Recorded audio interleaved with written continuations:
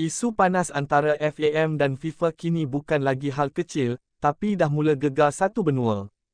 Bayangkan, kalau tak selesai cepat, Malaysia mungkin berdepan risiko besar dalam kempen kelayakan Piala Asia 2027. AFC sendiri dah mula bersuara, bagi isyarat tegas kepada FAM dan FIFA supaya segera selesaikan kemelut ini, sebelum terlambat. Apa keputusan FIFA? Adakah Malaysia selamat atau kena gantung?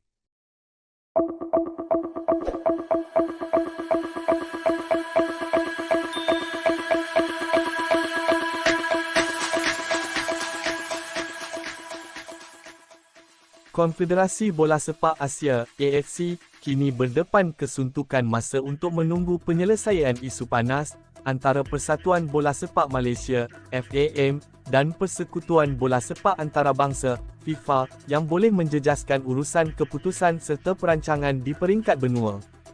Setiausaha Agung AFC, Datuk Seri Winsor Paul John, berkata pihaknya berharap kemelut itu dapat diselesaikan segera, bagi membolehkan AFC membuat keputusan lanjut sebelum tarikh akhir pusingan kelayakan Piala Asia 2027. Segalanya kini bergantung kepada FAM kerana kami akan menunggu keputusan rayuan terakhir, sama ada daripada Jawatankuasa Rayuan FIFA atau Mahkamah Timbang Tarasukan (CAS). Selepas itu, AFC akan menerima laporan penuh daripada pihak terbabit, sebelum kami boleh membuat sebarang keputusan lanjut melalui Jawatankuasa Disiplin AFC, katanya. Beliau menegaskan, proses ini perlu selesai selewat-lewatnya sebelum 31 Mac 2026, iaitu hari terakhir pusingan kelayakan Piala Asia 2027, kerana selepas itu AFC akan menumpukan perhatian kepada persiapan undian kejohanan berkenaan.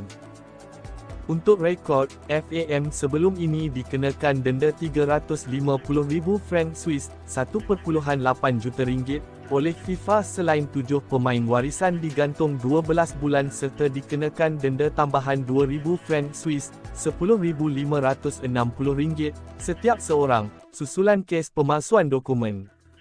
7 pemain terbabit ialah Gabriel Felipe Erocha, Facundo Garces, Rodrigo Holgado, Emmanuel Machuca, Joao Figueiredo, John Irazabal serta Hector Hevel. FAM bagaimanapun telah mengemukakan rayuan rasmi kepada FIFA pada 14 Oktober lalu, dan difahamkan keputusan rayuan itu dijangka diumumkan hari ini oleh Peguam Sukan Antarabangsa yang mewakili mereka, Sergio Vitus. Malaysia ketika ini mendahului kumpulan F kelayakan Piala Asia 2027 dengan 12 mata selepas 4 perlawanan, namun hanya juara kumpulan akan layak secara automatik ke pusingan akhir. Skuad Harimau Malaya dijadual menentang Nepal di Kuala Lumpur pada 18 November sebelum perlawanan penting menentang Vietnam pada 31 Mac tahun depan, perlawanan yang boleh jadi penentu masa depan Malaysia di pentas Asia. Kalau rayuan FAM gagal, bukan saja denda meningkat, tapi reputasi bola sepak Malaysia boleh tercalar di mata dunia. Jadi, persoalannya sekarang, adakah FIFA akan beri kelegaan, atau Malaysia bakal terima tamparan lebih hebat? Kita tunggu keputusan rasmi nanti. Stay tune, dan jangan lupa langgan saluran ini, kalau nak kekal update isu panas bola Malaysia.